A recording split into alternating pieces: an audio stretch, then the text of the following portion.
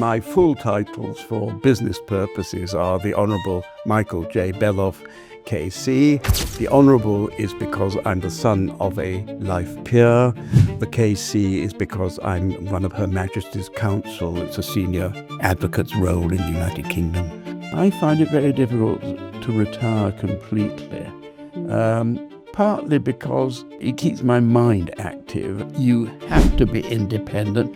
Do realise that luck is as important as talents. I was lucky because I came into it. I'd done a lot of other areas of law, discrimination law, media law, commercial law. All these things coalesced into giving a platform for sports law, which I then developed. And my mother was a really very gifted pianist. She wanted me to play the piano with 2 fingers or even 1. That was a good training for you to typing now, because that's how you type, right? Yeah, because it's easy. If you press the cap lock button, then it's all going. Whereas, and also it's easy. I think it's easier to read. People don't necessarily agree with that. So, Trinity College, Oxford, so you were president for 10 years. Yes. So if I ask you, what is the 2 great achievements?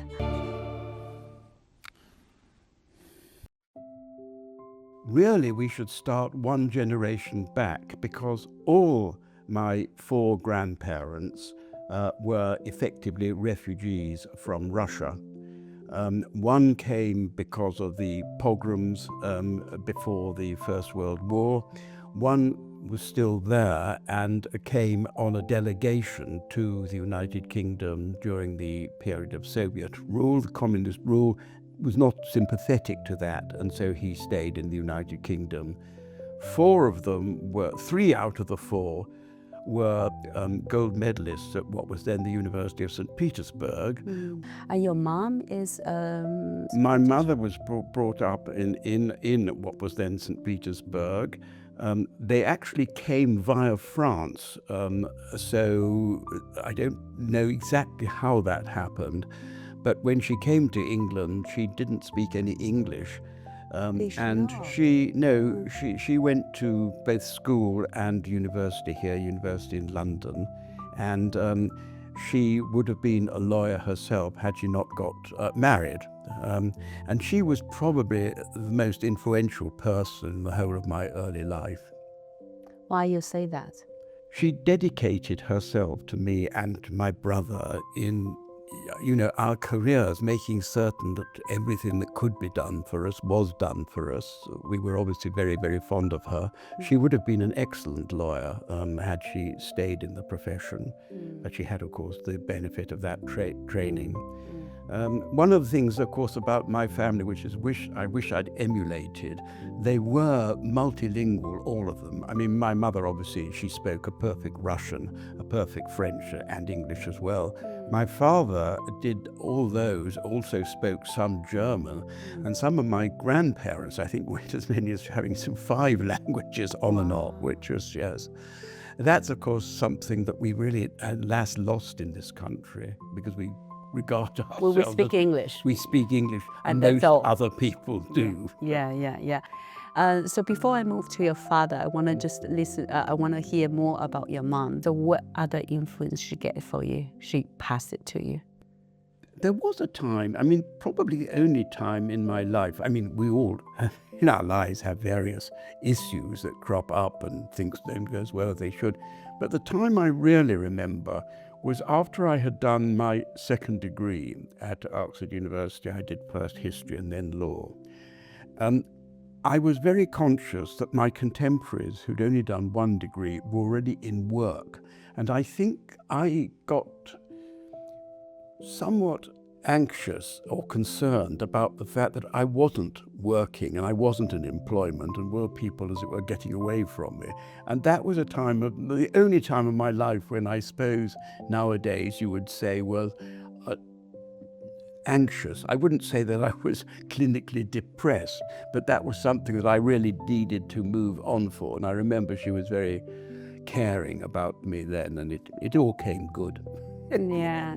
I realized that had she chosen to go into the profession, she would have been a very considerable success, but that was the culture of the time. Sacrifice to be a mum. Exactly. That's Yeah. a wife and a mother. Yeah, but you appreciate it, like I you appreciate- recognize her talents. Absolutely. Yeah, that's like a more fast forward. It's like what your achievement when you're the president of the Oxford Union.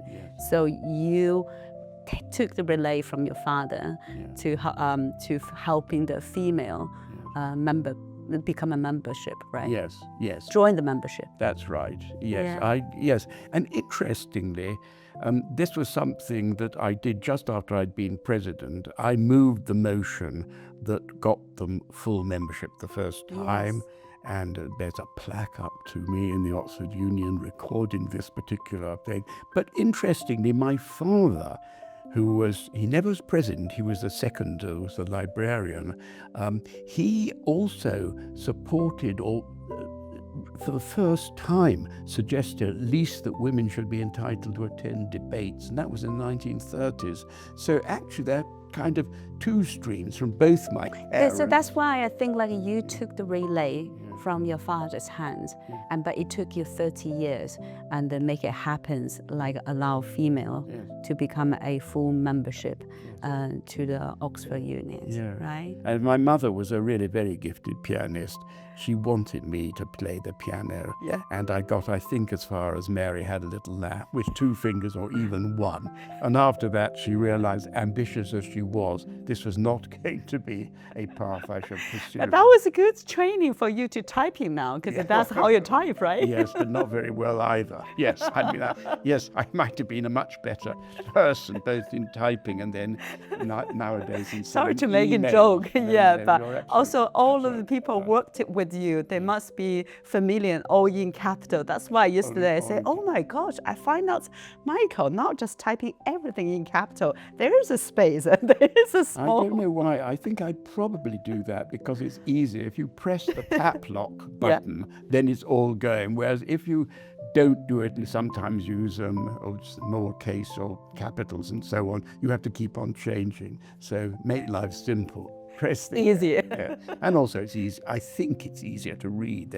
People don't necessarily agree with that. Now, for me, as English, my second language, when I first start reading capital, I need to write down, like, what is the capital, convert it into a small letter, then I recognize. Now I'm okay, I'm just laughing. But I was just laughing yesterday, I received an email, not capital, so.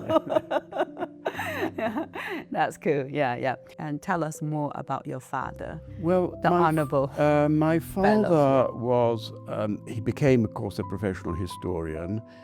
He founded what is now the University of Buckingham, the first private university, which is, has its famous 2-year degree, so that there's less holiday, more work. And it's actually been very successful. It was founded at a time when there was a Labour government who were not very sympathetic to that kind of activity. But now it's got about 4,000 people there. I'm a visiting professor. I go once a year, or should go once a year sometimes. Oh, you just did. You gave a speech last time, right? Well, that's right. The freedom, right? Yes, that's right. But yes, now it's once a year. It used to be more, once every 2 or 3 years. And they gave me an honorary degree, which I suppose they could hardly fail to do because my father was founded. But he was, by profession, a historian. He used to be a member of the Liberal Party because actually his 2 parents were Liberals as well. And then he became very disaffected with the sort of student rebellions of the late 1960s. He moved to the Conservative Party and he was eventually knighted and then made a life peer by Margaret Thatcher. But he went on writing, and he was a formidable speaker, actually. He could speak without any notes at all. I mean, people ask me about my relationship with my father and our various qualities, and I would say I was probably actually cleverer than he was, but actually he was probably a better speaker than I was. So at least there's that kind of, that's probably a very vain thing to say in any event. But it's a perfect combination, right? Clever parts, Yeah, so you get that from your father, but Yes. plus He like was clever. he was a much more combative figure than I was. I'm really quite an emollient person. I mean, I can have disagreements, but I won't make them personal. He tended, I think, to make them quite personal. But whenever he was on his feet in the House of Lords speaking, people would come to listen because he was fun to listen to. Yeah. Okay, that's part. So that's part of impartial make you be a good lawyer in the future, because like you don't take anything personal. No, that is true. That's very, very important, that one should not identify oneself with one's we're going to client. talk about that later. We will, I'm sure. Can you tell us a little bit more about your children, your grandchildren? Yes. Your lovely family. I have 2 children. My son is also a barrister. He has now... What's his name? Rupert. Rupert. And he has become, by pure chance, joint head of the chambers that I was also joint head of. He wasn't there at that time. No. I went for a while. Yeah. I was head of chambers, 4 to 5 Gray's Inn Square. Oh, 45. Yeah, okay. 4 to 5. In fact, I went off there. I left what was then 2 Hare Court. I don't think it had even become Blackstone by then. If it had, it was still quite a small set. And I often say that my leaving it actually is what moved them forward. They say, we better really try if someone like that's leaving us. What? Anyhow, so I did leave. And he's now become head of the same chambers that I was head of. And he's very much involved in the affairs in the court as well. My daughter also she was a solicitor at Slaughter and May, who's, one of the top law firms in London, if not regarded the most prestigious one. But when she had 3 children, she gave up after the second. She had 2. After that, she said, no, that's enough. 3 boys. Yeah, 3 boys. She's now, in fact, just come second in a short story for children competition out of 195 competitors. And she's now got an agent who wants to see her, and we're rather hoping that she might become a best-selling children's author. Not quite like J.K. Rowling, but in any event. Oh, wow. Yeah, that would be really very nice. We'll have to see. Yeah. Because the grandchildren are almost off her hands. The eldest one's at university in Edinburgh. The second one is going to do film studies in Los Angeles near Hollywood, in a university that specializes in that. The third one is still at school. Wow. All right, so you stay in Eton until 18. Yeah. But then, explain to me, how comes you get offer from Cambridge University, King's College, when you were 16? Yeah. It didn't make sense. And I don't want to be immodest about this, because it did actually happen. I mean, I was obviously doing pretty well at Eton. I mean, I was a scholar. I was keeping in not absolutely the top. They call me elections every year. Yeah. And I was 7th in my election when I started, and I certainly didn't go down. If anything, I came a little bit higher up. And Eton obviously was a very good school. And the Provost of King's, Noel Annan, Lord Annan, as he then became, was a friend of my father's. And he, noticed this and said, look, the talent's here. Would I come? Not because I was the only person around. Yeah. And I was good enough to make sense. To get the offer. I mean, there have been other occasions in my life when also people have taken a sort of premature gamble. We could deal with that in how it came to the bar later. But the reason that I didn't go there, my parents, you see, wanted me to go to Cambridge. They said, you've been brought up in Oxford, you're at school. Yeah, and who can turn down King's College? And who turns down King's College? Yeah. And it's a lovely place. Yeah. And the answer is that I had realized that my real ambition was to become president of the Oxford Union. And the Oxford Union is older than the Cambridge Union. It's bigger than the Cambridge Union. And I just thought it's more distinguished than that. And the odd thing is that all my contemporaries at the Cambridge Union, who I got to know later, almost all of them became members either of the Margaret Thatcher or John Major cabinets. I mean, at least half a dozen names I could just reel off. I got to know them because we used to go around the country debating against each other in other places. And I always say, had I been to Cambridge, probably what would have happened, I would have ended up maybe as a minor minister in some Conservative administration. 100% politics. Well, Right? anyhow, exactly. Yeah. But I mean, that saved me from that particular, well, I won't say fate, but conclusion. Yeah. I mean, I always say, actually, perfect life is to live in Oxford and visit Cambridge. I mean, I love going to Cambridge. Well, that's the perfect life then. Yeah, so then because you had a specific goal, which is the Oxford Union, and then you did, you were president. I did become president, yes.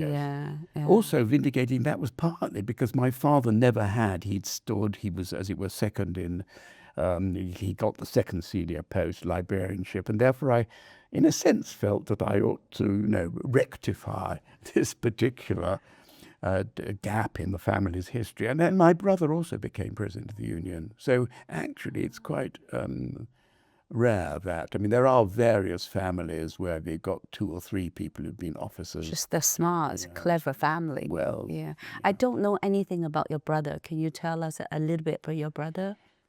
He's only 18 months younger than me, and we obviously brought up What's here. yeah. He went to rugby. He was not particularly academic, but he did get into Oxford, and the new college then called St Catherine's College, Yeah. and he got a chemistry degree, and then really effectively went into business. He worked abroad for quite a while in Switzerland for either Mars or Nestle, one of the big commercial companies there, and we stay in touch. He might be the one that's one of your grandfather, chemistry, making all the money. Yes. Well, anyhow, he of course, you see, he has retired now, and he goes around. He takes tours up the River Rhine and travels and so on. So I often, in a sense, envy the fact that he's not so ambitious that he felt the need to, go on forever. And he's got 3 children now and 2 grandchildren. So, and we do stay in touch. Yes. Let me pull you back for your work. I mean, tell us about your bar silk experience. Well, now, that's also very interesting. I mean, I clearly was going to go to the bar if I was going to be a lawyer. I had no interest in becoming an academic. I had no interest in becoming a solicitor. It was going to be advocacy or nothing. And then I had one of these very odd opportunities that I was offered, a little bit like King's College, Cambridge, which I turned down. I'll explain exactly what happened. My best law tutor at Magdalen College, Oxford, my undergraduate college, was a very famous lawyer who was blind called Rupert Cross. He was an acknowledged expert on the law of evidence. And he taught a number of people, including someone who was head of a very prestigious commercial set of chambers called Fountain Court, which is still there in London and has produced some very great judges and so on. And he rang up the head of chambers, who he himself had taught, and say, I've been teaching this young man, Michael Beloff. Effectively, he said, you must offer him a tenancy. A tenancy, not just a pupillage, Tendency, tenancy, straight away. Sight unseen, which nowadays would never happen because you have to go through very rigorous process. Even nowadays, you have to go to... No, of course you have to, because it's very unfair in a sense that people should... You skip to the... You skip through it. But I turned them down, and I then went to a much smaller set. And the set that I went to, there were only 10 people. None of them were at that stage QCs. And when I look back, I cannot understand why it was that I made that choice. But it all's well that ends well, because they've now become Blackstone chambers. They were called Two Hare Court then, and they are, without any doubt, either the first or equal first among all the civil law sets in London. So you might say I just had some kind of, not gift of prophecy, because it wasn't as intelligent as that. It just turned out well. And I always say I often go around talking to schools and people, I always say, you always must appreciate that very much in your life turns not on your talents, whatever you may have, but on luck, and sometimes just pure chance. There, it was luck that I happened to choose the smaller set, and that it became then the best set. But there it is. I don't know if I agree with you. So you said that's a pure luck. Turned down the King's College of Cambridge and turns down the best bar. It's sort of a pattern. It's a sort of a pattern, but it's not pure luck. What slipped in your mind to say this is not good? It's luck in the sense that it all came good in the end. Yeah. If you'd wanted to make the reasonable choice at those points. I mean, just going back, I'll give you another example. I read two degrees, both at Magdalen College, down the road. History and law. I came up. I had up to Oxford. I had really three ambitions. I'd like to get first-class honours degree. I would like to become president of the union, and I really had ambitions to become a running blue, an athletics blue, the blue club, Oxford, because I'd won the sprints at Eton and so on. So the first night, you always go to see people who are in charge of your interests in your college. It might be politics, it might be drama, it might be dancing, it might be whatever it might be. So I went to see the captain of athletics. So I go in there, and there are two of us there. And I'm sitting here, and this other guy is sitting there. So I'm asked, what were your time for what was then the 100 yards? So I give him my time. And then the other something nice. Something anyhow. The other guys asked, and his time was, and the sprint, I mean, he was far better than me. And I thought, now this again was in a sense rather naive, but it's actually true. I thought, if that's what one college out of 39 has someone as good as that, what's the university standards going to be like? What I didn't know was that 3 years later, he was an Olympic silver medalist in athletics. Now, had I known that, I probably would have gone on with athletics, and I was all right. I might have just about scraped into the Oxford team, but I would have been doing things that would have taken me away from the Oxford Union and the sort of political environment, where in the end I did excel, luckily. But that was again a turning point that was not of itself rational. It just so happened that way. And there's a end to that story. This guy, who also graduated at the same time as me, he then became an influential figure in the athletics world among the athletes, and he formed the first ever athletes trade union, effectively, pressure group called the International Athletes Club. And they got into some problem with media rights because they wanted to run their own. Oh, the broadcasting for BBC whereas Sport. the BBC had a monopoly over all athletics. They sold the broadcasting rights. That's right. Yeah, okay. And he came to me to see if there's any way of getting out of this. He thought at least I'd be cheap, and he knew that I was a lawyer. And I said, no, we can't do anything about this. But I did go along with him and two other persons who became both Olympic gold medalists, both of whom became good friends of mine in the end. One was David Henry, won the 400-meter hurdles in Mexico City. The other's Mary Peters, now Dame Mary Peters and Lady of the Garter, incredibly distinguished person who won the pentathlon, as it then was, at Munich in 1972. And I went along to argue this case in front of the annual meeting of the Amateur Athletics Association. We didn't get anywhere in that year, but the next year they changed. So we lost the battle, but we won the war. And that's what brought me into sports law. Because my clerks, the people who administer your practice, your diaries and so on, and were the only way you could advertise yourselves in those days, because we were not allowed to advertise ourselves as barristers. We'd been a breach of the barristers' code.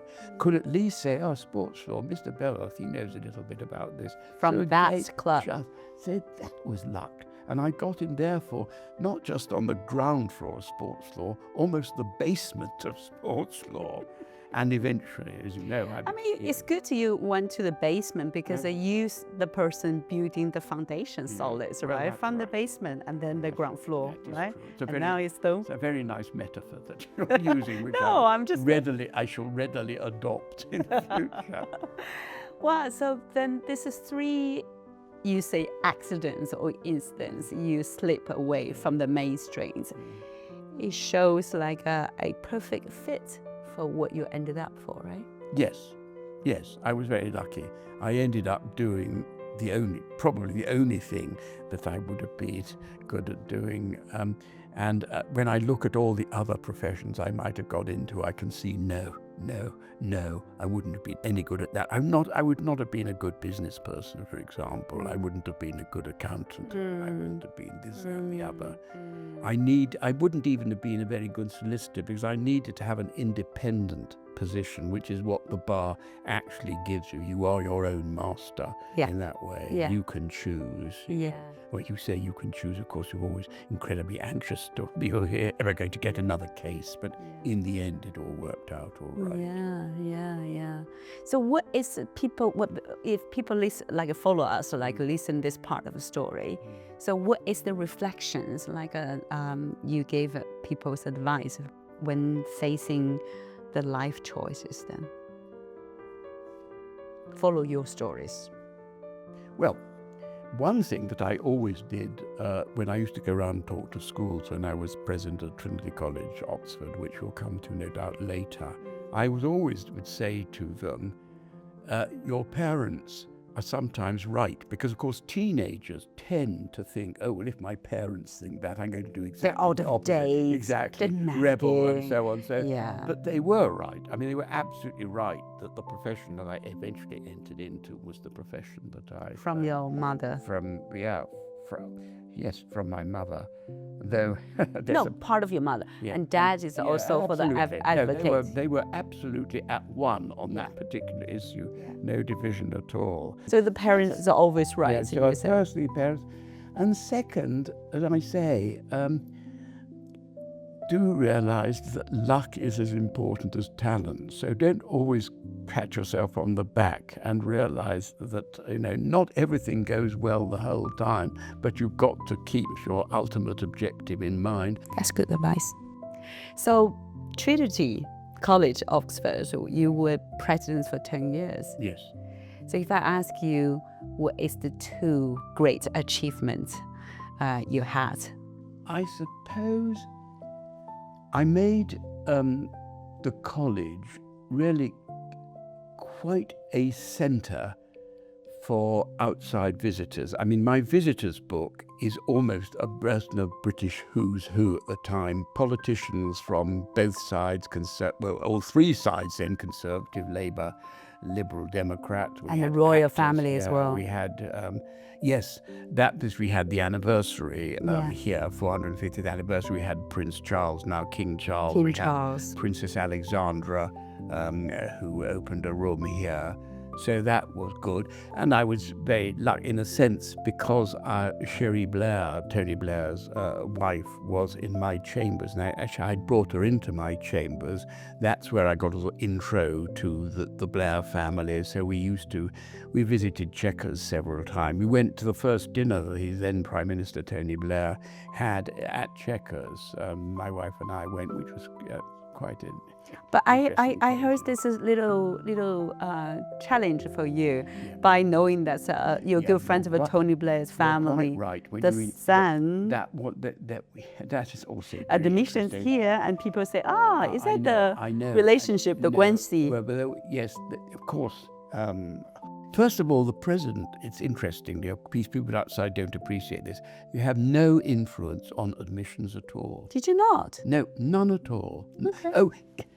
30, 40, 50 years ago, the president or the head of college, whatever the name was, would just say to someone, you're in. The fellowship had no role to play. This is complete upside down now. The president has no role to play. It's all done by the fellows in the academic subjects, choosing those who come. So that when the prime ministers elder son applied here. What's his name? Ewan. Ewan. And he got offered a place, and then Yeah. everyone said, well, it's an inside Yeah, job. yeah, and Very then unfair. yeah, you know. And then in the end, and this was all double embarrassment, because he then, when I say embarrassment, not from our particular point of view, he didn't get the 1A level. He was just one grade Lower. too low. So he couldn't come. Then, of course, there's a sort of, you know, what's happened? Has the president now chickened out Yeah. and decided he doesn't want the adverse public? Nothing to do with it. This is all purely, as it were, regular mechanics. And So he saved your reputation some way. He saved it. He went to Bristol. He's now become hugely successful entrepreneur. Oh. Very, very. Go for the made business lots now. and lots of money. And I always look back and think, oh gosh, if we come here, we might have the Tony Blair Fellowship or the Cherie Blair Fellowship or something. But there we are, you see. Luck sometimes doesn't work. Okay, so luck sometimes doesn't work. Yeah. And also, so he didn't come here, and then you're quite right. We got adverse publicity, and we also got there's a double story there. One of the persons who was running our fundraising campaign for our 450th anniversary, his son applied and didn't get in.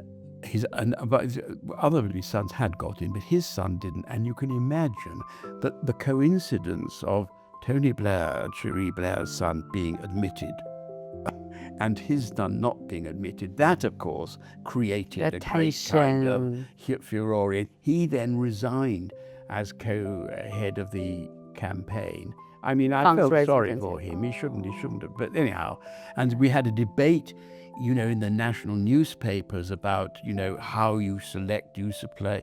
Should you give preference to old members' children, or should you do it entirely on merit? And I was on, as it were, the merit side, and there must be some kind of relationship. That's another problem that one has actually as head of house. I think by now people realize that you're not going to get in just because you were the grandson of someone who'd been here already. So they don't like it, but they now realize. But at that stage, there was still a sort of residual feeling. After all, American universities, of course, people into benefactors and. I think so, but I don't believe so. I think nowadays in the university, especially in the US, you still can get away of having a prime minister father.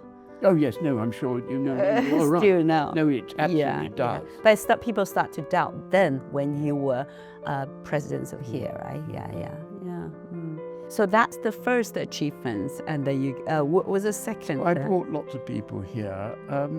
I think the college did better academically during my time as president than it had done certainly in my predecessor's time. It's not to say the college hadn't produced so many distinguished scholars over the years, in the centuries, but it had been primarily known as a sporting college. When I came in, I remember that the then senior tutor, or the tutor, said at the end, he said, gosh, you really do take an interest in the academic achievements. And in the end, when I wrote a final fundraising letter for the anniversary, I was able to point out that we'd had Trinity students who'd come top in the whole university in a variety of subjects, which was very good. I mean, they weren't right at the top of the table. I mean, there are now, 39 colleges, but we would certainly be usually then in the top 10 and even higher up. I mean, I did other things. For example, we used to win we won the athletics, the inter-college athletics trophy several years, partly because I made people participate, and the more people you participate, you made the people more run, or throw, throw. I even ran myself once or twice just to get a single point. We had several people who became president of the union. Again, this was following because that was my interest, and they reflected that. We once had 3 out of the 4 officers, all, I always call them Trinity Trio, in one particular term. Oh, so that was lovely. So they, I suppose, all heads of house, they impress on the students of their time, their kind of interest. I mean, my successor, but two, was a very distinguished person who came from a musical background. So college music became very influential in her time, whereas it was not my kind of subject. I liked it. I, encouraged the music society and the choir and so on and so forth. But I couldn't imprint my mark on it. So I suppose that's the second thing. Yeah. Can we talk a little bit about how do you feel be the godfather of the sports law? How does that come from? Well, that came from partly, as I recollect this story about how I did that first case for these athletics people. The club, And then, of course, there wasn't really very much sports law around at all. Indeed, people would say there wasn't even such a thing as sports in 1960s, law. there wasn't any, Absolutely right? not. Yeah. What transformed it, of course, was the professionalization of sport. When one thinks of all the sports then that were all amateur, completely unpaid, the obvious examples would be athletics, tennis, rugby union. Footballers, of course, were paid, but the best paid, I remember this, the best paid footballer in England in the early 1950s, 60s was paid £100 a week.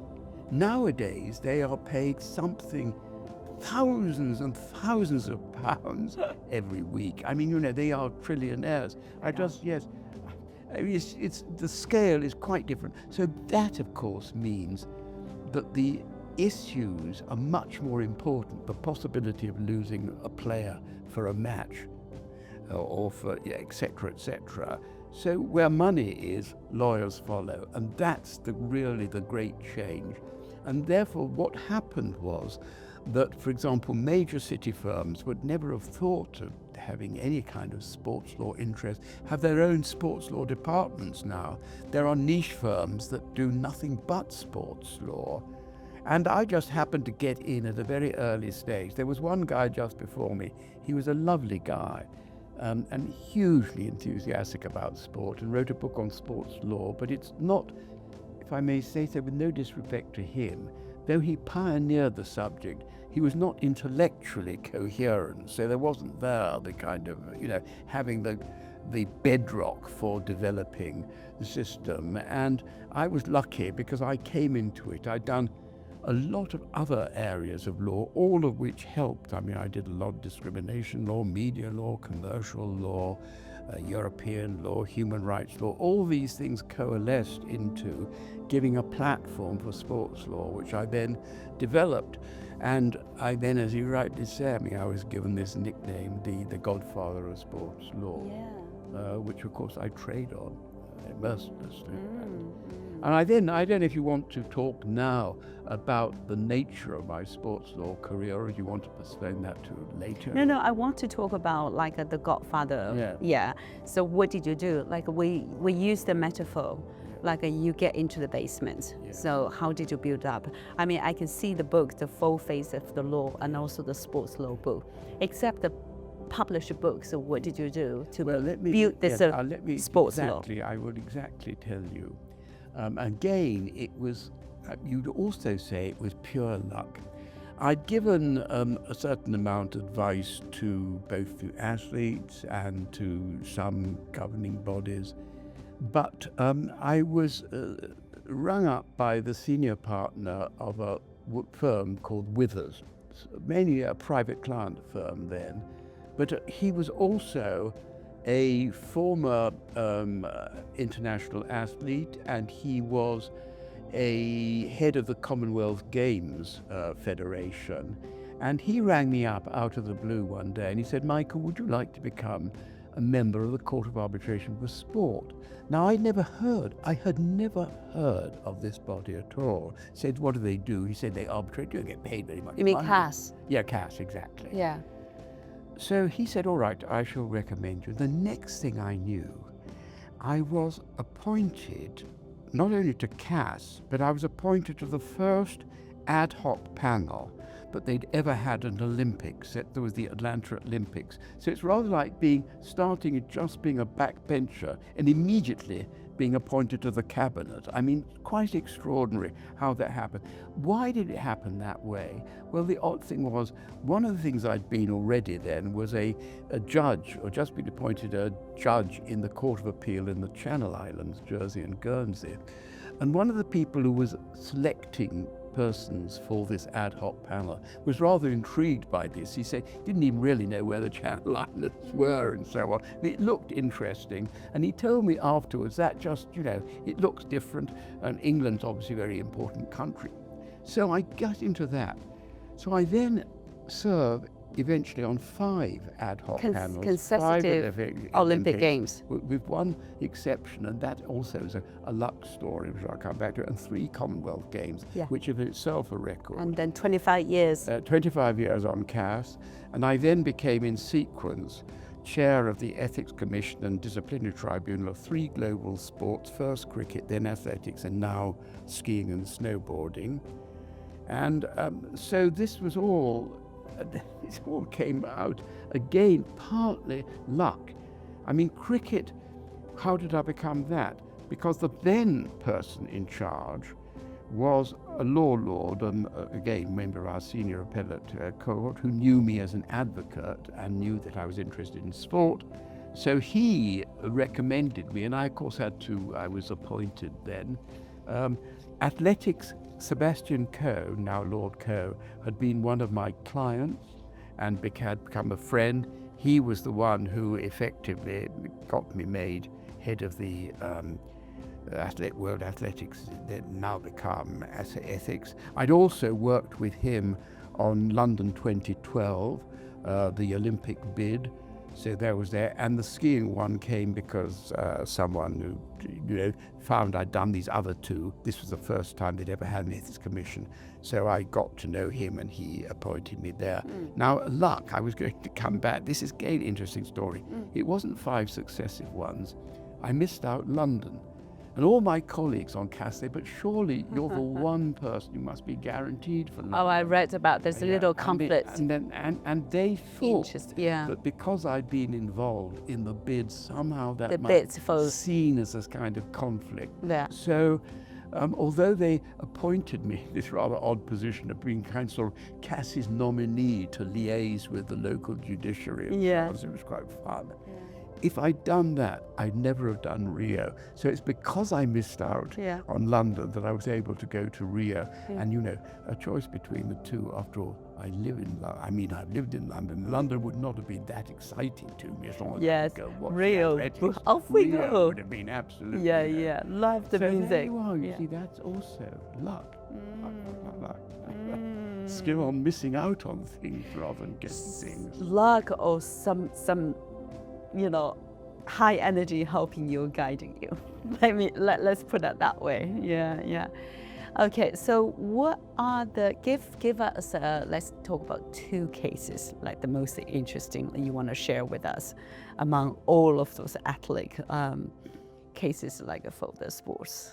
The most interesting one was the British Rhythmic Gymnastics women's team. Now, you might think, well, that's pretty low in the hierarchy of Olympic sports, with no disrespect. It's not the one that gets great publicity. And they're so young and beautiful. Yes, but the reason they were, I was instructed to get, you see, there was an issue about whether they would be admitted at all. It was a selection issue. Would that team be selected to participate in the Games? And the reason there was so much interest was because one of the members of the team was actually from Gibraltar, which is, a Commonwealth country, very small Commonwealth country. And of course in Gibraltar this was huge, to the extent that the then Prime Minister of Gibraltar actually came to see me to encourage me to do this case and so on. Well, eventually we got them in, and then these charming young ladies produced this photograph and they all signed it for me. So that's another example of pure luck, luck that I wasn't conflicted because I was free to act as an advocate, and luck because actually they knew me in Gibraltar because I'd appeared in cases there. So there we are. It's you build up for that, And right? you build up. Yeah. Like even the Guernsey ones, you practice there, and Yeah, then and that like a link also- to the yeah, these Olympic were all Games, right? connections. You built your path. Yeah, well, yourself. in a sense. Yeah. But there were other cases. I mean, I used as an advocate. As an advocate, actually, I appeared in what I think is probably the most important Cass case in terms of the development of sports law, although I was on the losing side. It's a case called Enig, and this invented or created the so-called lex sportiva or lex ludicus. You say, my What Latin is is that? enough, Yeah. called principles of sports law. Oh, right, yeah. So I just happened to be there at the time. But so as an advocate, that was so. But probably in the cases I've done, I suppose the most, I'll mention, if I may, three, partly because of the sort of political aspects of them. One was the case, this was the Athens Olympics, all-round men's gymnastics final. The two leading competitors, one was from South Korea, one from the United States. There was a misattribution of the score of the Korean. They simply didn't recognize, they miscalculated the difficulty of his thing, and this fed into his score, which turned out to be therefore lower than the American. We had a Cass appeal by the South Koreans, and they said, but look, you admit it was a mistake. Yeah. You can regularize it mathematically. He'll go up to the top. Yeah. And this is a very important case about the so-called field of play rule. Do you interfere with its judgments by officials, unless, of course, they're corrupt or bribed or something? But our reasoning in the end was, well, supposing he had gone into the final round, the Korean, in the top place, how do we know how he'd have behaved? If you're in the top place, you might suddenly freeze. You're so near to you see this in sport. So in the end, we let the results stand. The other two cases, both were football, one was a football case. Guerrero, this was about the captain of the Peruvian football team, who we found had committed, albeit innocently, but was there was a drug offence. He'd taken Doping. some local substance which is called cocoa, but it in fact was called cocaine. He wasn't taking it deliberately for that. But anyhow, so we said that we were going to suspend him. They then appealed, and they said, look, the balance of interest is to allow him to compete, and a panel then allowed that, reserving whether in the end he would pay the penalty. He played. Peru did nothing in the tournament, so it didn't have any effect on the result. But then when we had the final hearing, we found that he was guilty. And the reason I remember it was that the president of Peru, the president, not of the football association, the actual president of Peru, was on a took an hearing. interest in this. And there was a lot of publicity, and some very vulgar phrases were used in the Peruvian press about me and my colleagues. I won't repeat them to a mixed audience here, but I assure you they were not polite.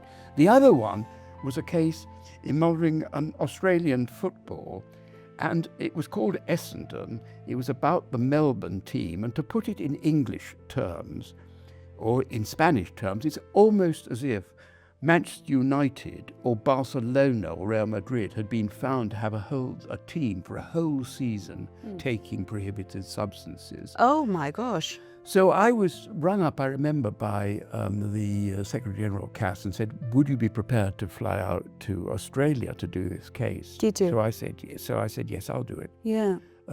We had to have it held in Sydney because in Melbourne there would have been riots in the streets if they'd known we were there.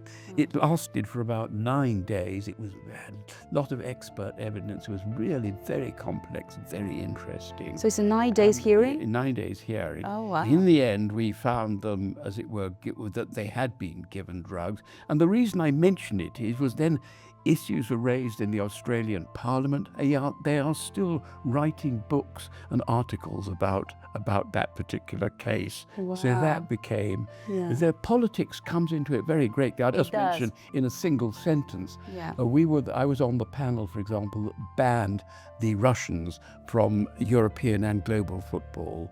And that's remained, again, hugely political. It is, yeah, political, yeah. So there we are. So Those I are the see, answers. yeah. Well, you mentioned a lot of doping issues and taking the substance.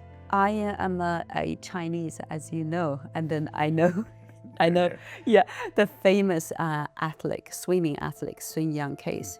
You were involved on and off, right? Yes. That was very controversial one. Very controversial. Can you give us yes. what happens, like a general story? Because our listener probably don't know that case. The issue was that during a doping test that was being administered, which included a blood test in his case, he then actually crushed the file in which the blood was contained, and of course he was then charged with the offence of obstructing the doping test. So he crushed it himself. Crushing himself. Yeah. That was the issue. Just a little background. I mean, I had watched Sun Yang with huge admiration at least 2 Olympics. I mean, he was a marvelous swimmer. Yeah. And therefore it was actually, as it always is, hugely disappointing when you find that people who you've admired as athletes turn out to have been on doping. I mean, again, if we ever have time, I'll go back to 1 or 2 examples in athletics and swimming again that's happened. But in any event, I was appointed, as you know, CAS, each party can appoint 1 arbitrator, and then the CAS administration appoint the chairman and the panel to be approved. The panel of 3. The panel chair, yeah. And I was appointed by the World Anti-Doping Commission because I'd done a lot of cases with them, and anyhow, they liked me as an arbitrator. And Sun Yang challenged my appointment, and he challenged it on the basis that I was too close to WADA, because WADA were the people who were prosecuting him. And to cut a long story short, we then investigated my track record as an arbitrator.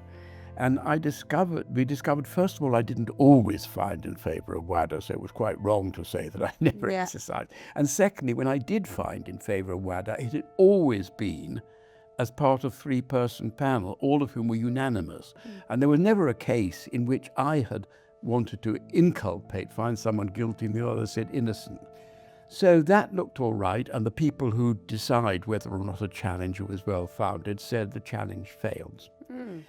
Then, interestingly, Sun Yang and his team made another challenge, but on really exactly the same grounds, and we couldn't understand this. It just seemed to me they probably genuinely did worry about me. I mean, I think without, if I may say so, basis, but we were getting very close to the Olympics. I think it was the Tokyo Olympics. Yeah, exactly. Yeah.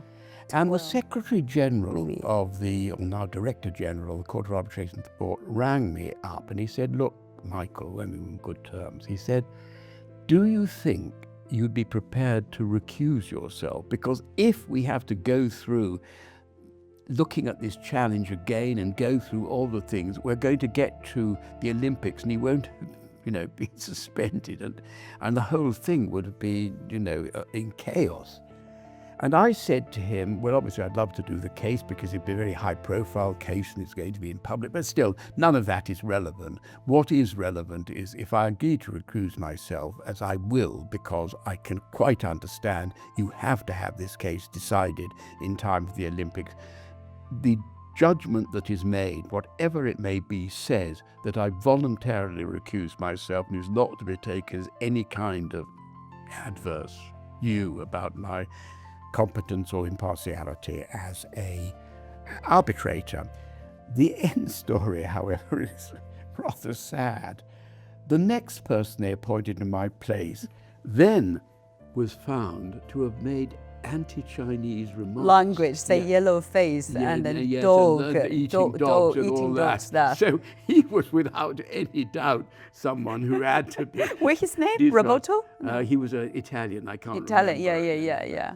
anyhow, he does, like in his social media, and talk about like he had to go, and eventually they had a panel, none of whom were challenged. They decided the case in time. As you know, they found that he was guilty. But of course, he's now come back and swimming again. Yes. So Sun Yang, I mean, from the Chinese side, I understand, like he admit this, like because he just won the gold medal, become a famous, like very young, so he has a bad tempo. Who is those guy collecting my samples? Yes. So he was a naive, didn't understand the consequence of what he doing that. But my question is, would that destroy the file?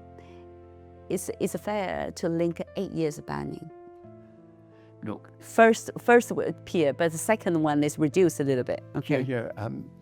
Look, I'm not going to comment on a case which I wasn't eventually involved. Fair didn't enough. hear all the evidence, and I would be casting, or might be, depending on what answer I gave, doubt upon people whom I respect. Who I did hear all the evidence, and I'm not one of these people who believe that after you've left a particular position, you should spend your time criticizing others who've been there. And there's absolutely no So reason. then the reason I'm asking you about this, I think also why their team solicitor to try to digging out about the bias, because I want to turn into the bias part, and then but I don't understand. Like you've done lectures at Renmin University, and Chinese, the sports of law, the book you wrote, and then Chinese to translate into Chinese to study about that. So you are very friendly, and then not just friendly, it's godfather of the sports law. I didn't understand why they're digging out, they're saying that's your bias. But is it a perceived bias exist among those athletic from different countries rather than, I mean, let me just say this. First of all, challenges to arbitrators are made frequently now in commercial cases as well as in sports cases. I mean, I've been the subject to, I think, 12 challenges as a sports arbitrator, only 2 of whom were well-founded, one of whom I absolutely quite right. A junior member of my chambers came in late. I hadn't spotted this. You should not arbitrate when one of the counsel is from your own set of chambers. The other one was Sepp Blatter, the person who used to be head of the International Football Association before Mr. Infantino. Not a person who's particularly well regarded in terms of his integrity.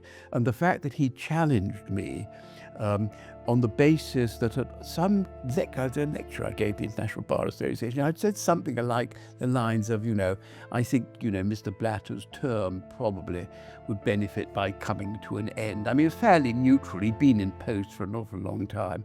And Blatter's team seized on this and said, oh, no, there's a bias, he can't sit. And they upheld this challenge. And I think the reason they upheld it was that they knew that if they hadn't upheld the challenge, he would have gone off to the courts and it would have been expensive. So there we are. Those are two. So that you were saying that the challenge of is always Blatter, have a commercial purpose. Well, yeah, but yes. Oh, well, tactic. they always have some purpose. In commercial law, it'll be a commercial purpose. In sports law, it'll be an institutional, reputational purpose. But no, what I'm just saying is that in that particular case, I think they saw that the downside of not allowing the challenge would have been endless litigation, expensive, etc., etc.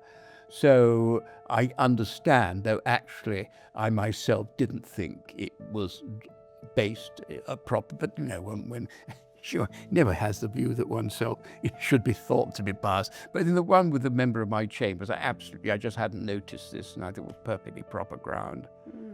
But this is endemic now in arbitration, I say in sport and in commercial arbitration. And you touched on me. I have twice sat with arbitrators, only twice, in which I think they have done that which an arbitrator certainly ought not to do, which was actually to act as an advocate for one of the parties. And I mean, it was so clear in one case. I think I can mention this. I mean, slightly unfortunate. This was a Chinese case. Mm-hmm. This was a case, I don't know if you remember, it goes back to the 1990s. It was the World Swimming Championships. It was being held in Australia. When they arrived at whatever port they arrived at initially, the customs opened the luggage, and there were a lot of drugs inside. And there was then an issue about, were they responsible? Someone put them in to try to frame them. In any event, we then had a hearing in which I participated, and it's on the record, and that there was a Chinese arbitrator there, and he did everything he could to try to argue the Chinese case, to the extent that the Secretary General, who was administering, actually called a halt and took him out and said, you can't do this. You are an arbitrator. You're not the advocate. The Chinese team had perfectly competent advocates. So he did shut up. But then afterwards, 2-1 against the Chinese, he, of course, the minority, he then took a case before, or inspired a case before the Swiss Federal Tribunal, saying that there was a conspiracy between me and my other colleague, who was a very eminent Swiss arbitrator and lawyer, a conspiracy to do down the Chinese. And this was an example of actual bias, not perceived bias. Of course, they threw it out. There was nothing in this. We felt very sorry for him, because at that stage we felt, he'll go back to China. This is a very high-profile case. It'll be said, why didn't you manage to stop this verdict? And we did have a certain sympathy with him. We could see why at least when he went back, for better or for worse, he could say, well, I did everything I could. Yeah, yeah. The other case was another case, and that was actually involved a Russian, I can't even remember what the case was about, sportsman, but again, exactly the same. Now, it's true that in certain cultures, I mean, even in some, I think, American things, actually, if you're appointed by a particular party, you are expected at any rate to do everything you can to see protect the fairness. Protect their side, not short of acting as their advocate, but not just to protect the fairness, but to make certain that everything that could be said on the side of the party who's appointing you. So there is a sort of slight imprecision, I think, in the international arbitration world. I mean, I have not the slightest doubt, as a common law arbitrator and so on, you have to be independent, you have to impartial, and you have to behave impartially. I've always thought, both as a judge and an arbitrator, I've never wanted a position to be in which people say, we don't agree with the decision, but we have to agree that he treated us with entire fairness during the day. You don't even, I mean, you may take a very strong view, which is all a merits view, but you should never bully advocates. I mean, you can say, look, is this point, could I just test this submission? But you should never say, gosh, this is complete rubbish, will you please move on for a better point? Yeah. So I'm very, very conscious all my time as an arbitrator or judge to behave like that, to behave as one would like a panel, a body to behave to one if one was still an advocate there. Yeah. If people believe that all these results are fixed, either because of doping or corruption or fixing, why should why should they watch? Yeah, it's not entertainment anymore. It's not entertainment. That's right. Yeah. The whole of my life as a sports lawyer has been dedicated, insofar as in my capacity, to trying to make certain that sport is clean. Yeah. Can we move to a little bit now lifestyle after retired? I know you said that you still hasn't quite used to about retirement yet. So, I've got to retire at some stage. 50 years, good time to retire, just arbitrary figure. I didn't want to go on when people say he's not quite as good as he was. I wanted people Is it people comment on that? Well, they didn't actually get to I didn't allow them to. I mean, maybe Anyhow. You didn't hear that. So I didn't hear that, and I wanted people to say, oh gosh, he's gone and he should still be doing it. Anyhow, so I obviously had a run-off of cases I still had to do. So in the end, I did 51 years just as an advocate, and then I stopped. I had withdrawal pains, I must confess. I kept on looking at cases that other people had been doing, say, oh, well, I'd have been doing that one, and so on. So after a while, I stopped that. I find it very difficult to retire completely, partly because it just keeps my mind active, and I find that, what you say, my actual typing and word processing is not very good, but actually what I'm turning out, if I'm thinking about something, I mean, for example, at the moment, I've still got 3 awards that I'm giving, arbitral awards, in cases, cricketing cases, not a sport with which the Chinese are particularly familiar, though I do know that we are trying to publicise it there. But I've been, the rest of the time when I'm not having the pleasure of your company, probably this week until I start on holiday, I should be doing that. And I actually find, it all falls into place. And I like the fact that I'm thinking, I may not, remember someone's name that I met about 3 minutes ago, but when I'm actually typing something that is an award, I do find the thing falling into place, and I just feel pleased that it's not that difficult for me to. If someone asked me to write, I'm being always asked to write little things. I'm constantly being asked to write forewords to other people's books, and I find it very easy, and I do it just on the basis that they'll buy a copy of my own book and nothing else.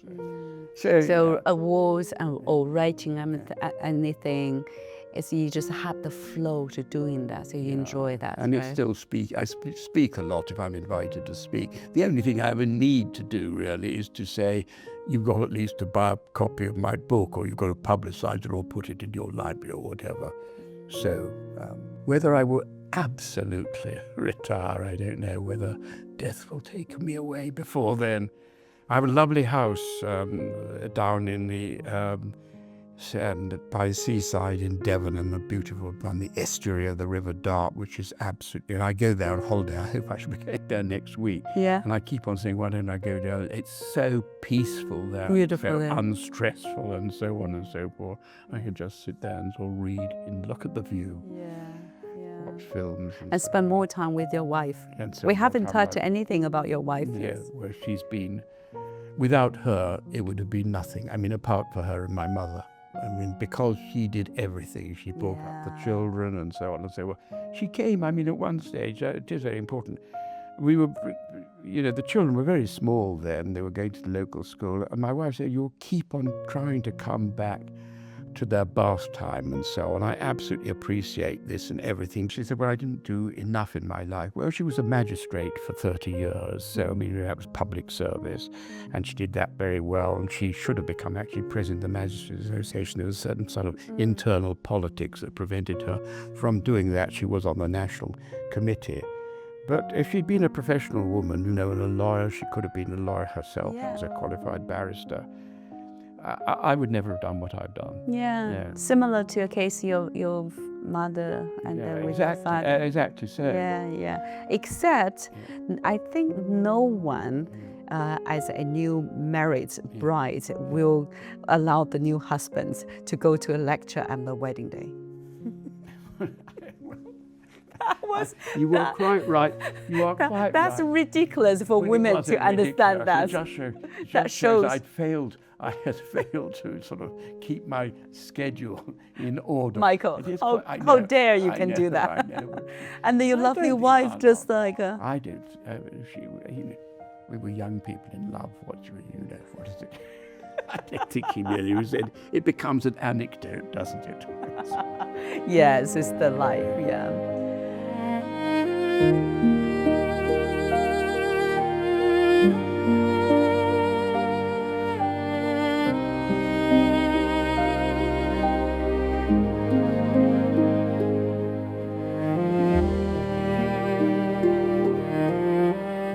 Would you explain to us the unique jackets and t-shirts? Is a great combination today.